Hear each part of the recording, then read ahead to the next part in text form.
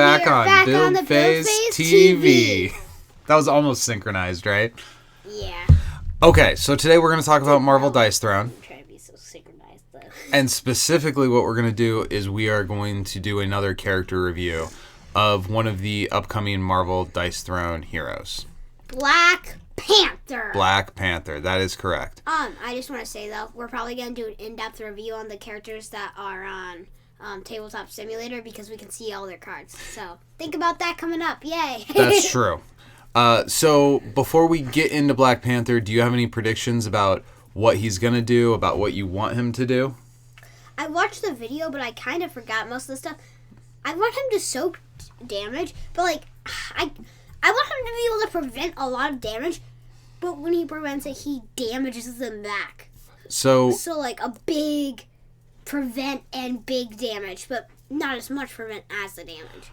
I don't have a prediction because I've looked at this character. Looked at him hundreds of times. I've looked at this character before, so it wouldn't be fair to predict because I know what he's going to be like. But I will say, the Black Panther that I wanted, I would have liked to see something kind of like the Monk, where he was really focused on getting in and doing some damage. And I'm not sure that's exactly what we've got. So let's dive in here.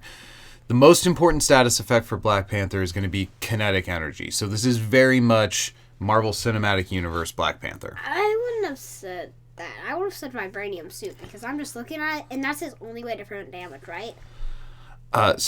Sure, we'll get to that here in a second. So the kinetic energy has a stack limit of 8, and it's a positive status effect. So this is one that'll go on to Black Panther himself.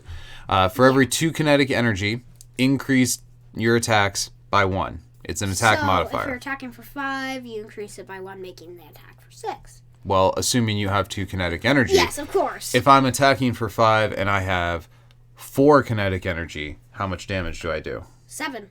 If I'm attacking for 5 and I have 7 kinetic energy, how much damage do I do?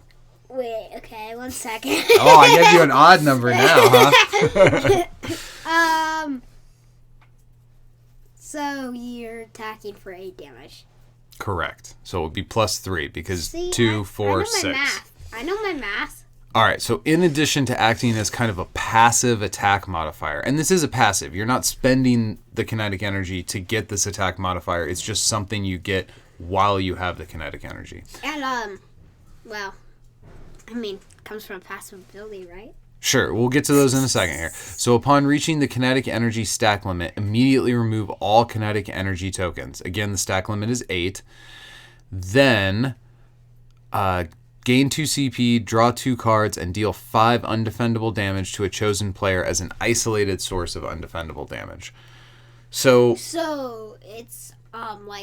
it's not like poison where it happens all at once. You kill somebody, and if that doesn't kill them, then you kill them again. Yeah, you charge it up, and then you explode. And you get good stuff, you get resources, and you do damage to your opponent. Overall, I think there's a little bit of a tension between wanting to stack kinetic energy to consistently be able to have that attack modifier turn after turn, and the fact that you lose it all when you get this big payoff at 8. Like, I almost feel like I want to get to around 6 and maybe stay there. I'm not sure. Well, aren't you forced to get it or something? Well, we'll see how we get it here in a minute. First, we're going to talk about Vibranium Suit, though. Vibranium Suit is his unique status effect, stack limit of 1, and it prevents incoming damage. A player with this token may spend it to prevent 3 damage, and it can't be transferred. It could be removed. So, unique status effect can't be transferred. We kind of expect that. This does not seem like a very strong unique status effect to me. The only thing that he doesn't have any other way to soak damage. This is so important because he dies without it. Well, maybe. So let's look at his dice face here. So we've got 1, 2, 4, 5, 6. Can we see the 3 over here? We sure can. So he's got the most forgiving dice face possible, the layout of 3, 2, 1. What do we think of the art on the combat tile? It could be better. Really? I like it. I think it's cool. How about over here? Ooh, I like that a lot better. That. But can we go back to a combat tile so I can point something out? Sure. Zoom in on that. What is that giant ball-looking thing? What ball? You mean right here? Yeah, why is his pec so big? Because that's the rivet that holds the combat dial together. That's not part of the art, Penny. That's funny. But still, it ruins the combat dial. It ruins it. I mean, does this big bump ruin this one? And it looks like he may have a little bit of swelling. Yeah, there's something wrong. There's some swelling on his hand. Okay, so let's take a look at these cards down here, and then we'll get into the abilities. So we have Viben. Discard Vibranium Suit to prevent 6 damage. So Vibranium Suit by itself prevents 3. This allows you to pay a card plus a CP, which is kind of like paying 2 CP. That's essentially the what is it called? You know the bit standard. Yeah, card? not this time or whatever. And that it's not this time. Does that cost 1 as well? It costs 1. So that's a pretty tanky card. A lot of things have to go right. It remains to be seen how stackable the Vibranium... Well, not stackable, but how gettable the Vibranium Suit's going to be. Wait a second. Go back to Vibranium Suit. Just a second. Okay, so... I mean, you don't have to discard a card, really. Well, but in order to play this card, you have to do a card. So yeah, Vibranium Suit doesn't require you to pay a card, but this card requires 1 CP plus the card itself, which if you sold the card would be 1 CP. So in a way it costs 2. Well, then every card in the game costs. Well, that's true, but I mean, we should factor that in.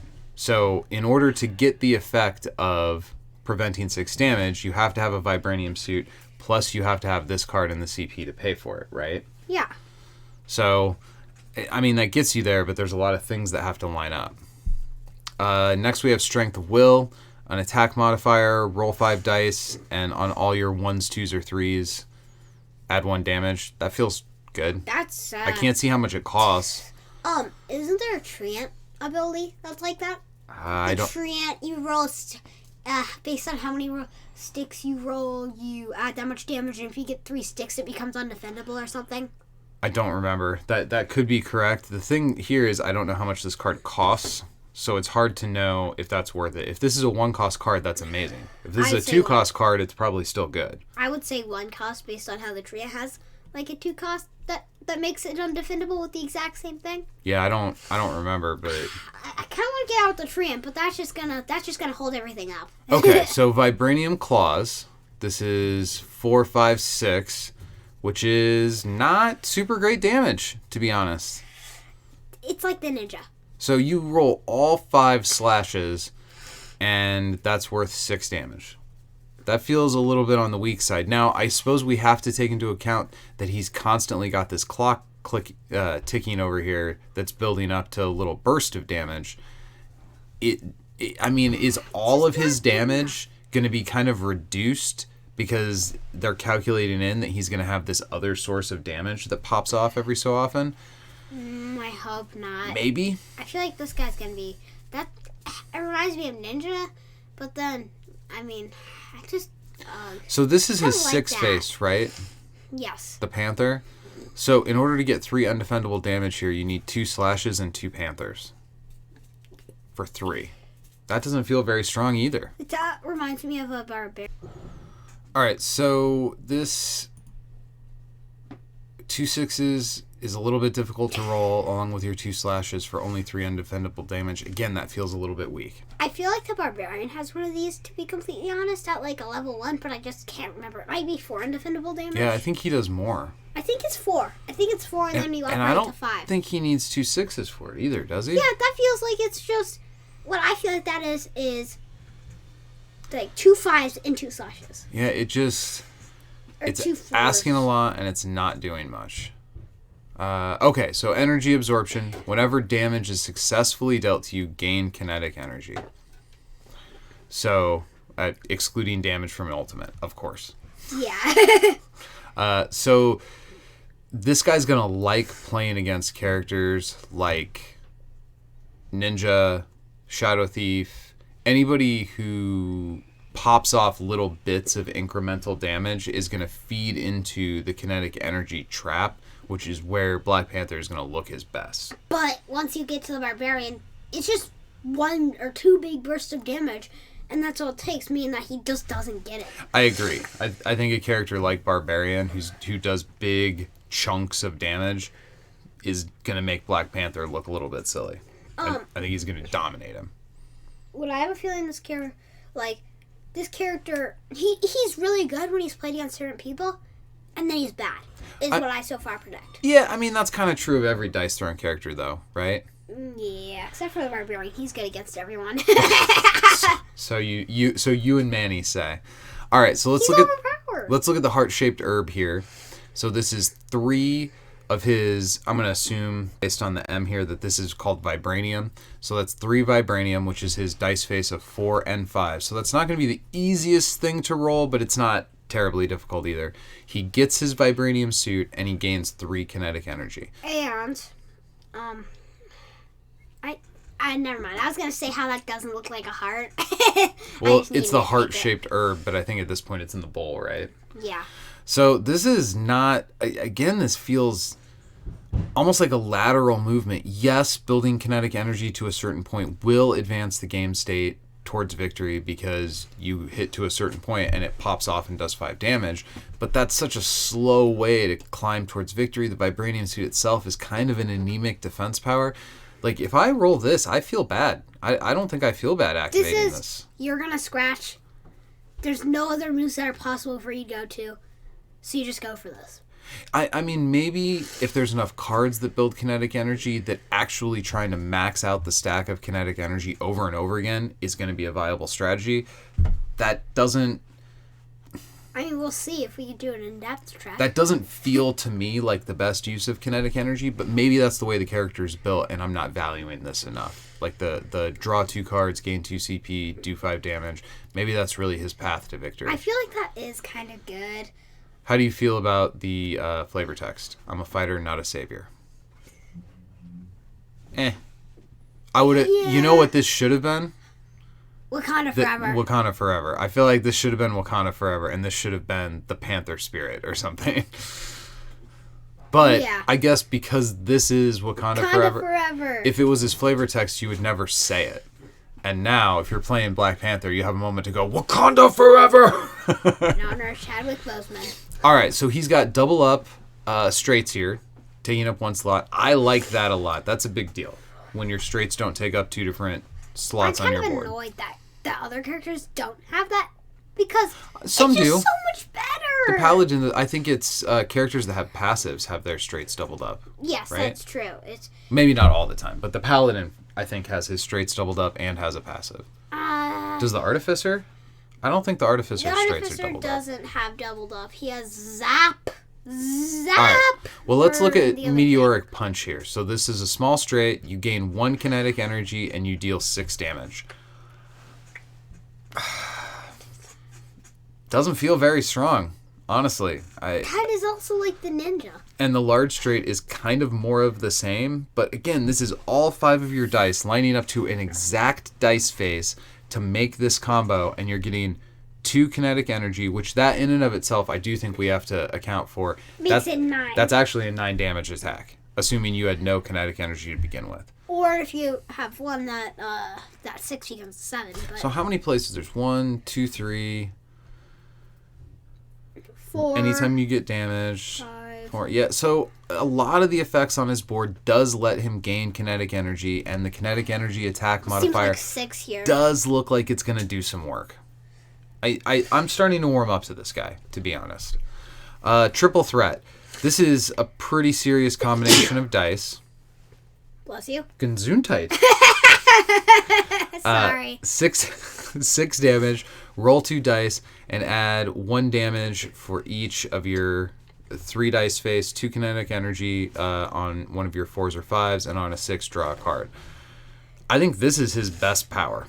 I like it a lot. The potential to come in and have this be a 7 damage attack based off 1 dice face. I wish this wasn't on. I wish this was each Vibranium gives you 2 kinetic energy. Yeah. So you'd have the potential to give it a +2. Like, again, and maybe the upgrade does. You know, we haven't looked at the upgrades yet. Wait, if it was per thingamajig, Vibranium, I think it's what it's called, is going to be called.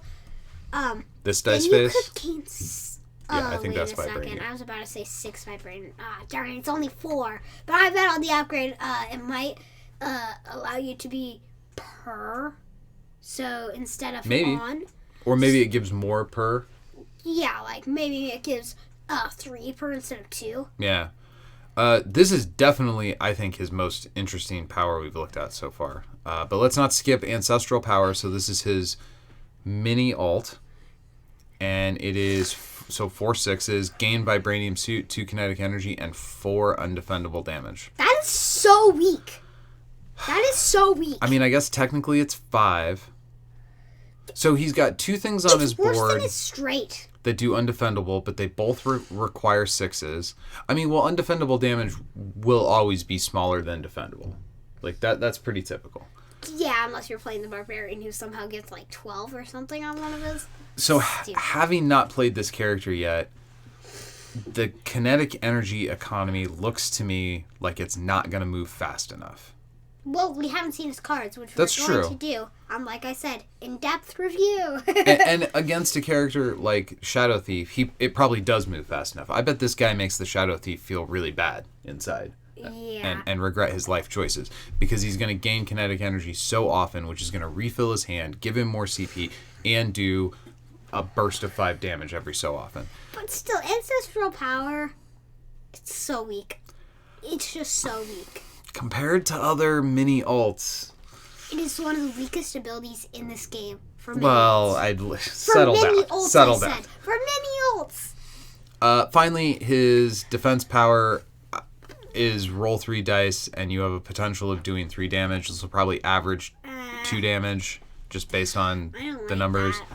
I mean, you've got a 50-50 chance on each dice of getting a success. So, on average, I bet it does about 2 damage. Or 3. That's super weak. It's just please, on the upgrade, just give me 2 upgrades. One makes it roll 5, and the other allows me to do something else with the die. My guess is we're going to see a Beshkeni's Honor 2 and 3. And 2 gives you 3 5. dice, and Beshkeni's Honor 3 gives you 5 dice. That would be my guess, and even then, it doesn't feel super strong. He only has 3 dice, so Honor 2. Yeah, he starts at 2, so level 2 of this ability gives you 4. No, he starts at 3 dice. Yeah. So Defense roll 3. So level 2 of this ability gives you 4 dice. You said 3. Level 3 of this ability gives you 5. Okay, you must have misspoke because I heard you say level 2 of this ability gives you 3 dice. Okay, maybe. So overall, I think this is going to be a character I have a hard time fully evaluating until I have a chance to get my hands on the kinetic energy economy. Like, if it moves quick and you're putting those tokens on and off the board a bunch of times per turn, that feels pretty good. Just based on the numbers that are on this board, he looks very, very weak. Agreed. I want somebody that... This guy is just not my play type, and I bet there's somebody out there who's going to be like, what are you talking about? He's amazing. I love this kind of guy. But he's not my play type. He's not your play type, and I don't like this play type, and it just doesn't move fast enough. In a way, it kind of reminds me of the Pyromancer, how it's kind of all gas, no brakes. Like, but the Pyromancer loses their fire Black mastery. Panther isn't really defending, even though he has this Vibranium suit is a defensive power. And that's just there to make up for the fact that he doesn't have a real defensive power. And I think that he's going to ultimately end up feeling like a glass cannon. He's going to put a lot of damage out, but he's going to crumple like wet newspaper against characters like the Barbarian that can do big bursts of damage against him. And I'm guessing also the upcoming character of Captain Marvel. I don't know because I didn't watch their video. But I'm guessing that they're going to be stupid powerful like the Barbarian. And like Thor? All right, so final thoughts on Black Panther. Do you feel like this is a good take on the character? Not really. No? I mean, I think it captures the movie pretty well. And you said you wanted MCU Black Panther. But MCU Black Panther soaks damage better. He's not just a glass cannon. He soaks damage and I guess that's bursts true. out. I don't want a glass cannon.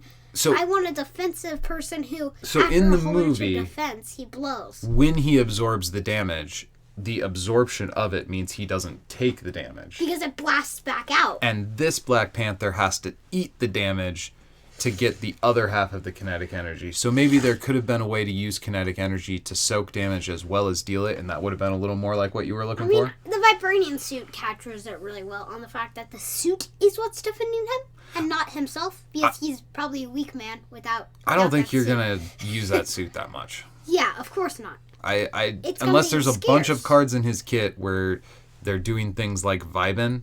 And my guess is, given what we know about how Dice Throne works, there's probably not a lot of cards that do repetitive effects in his kit.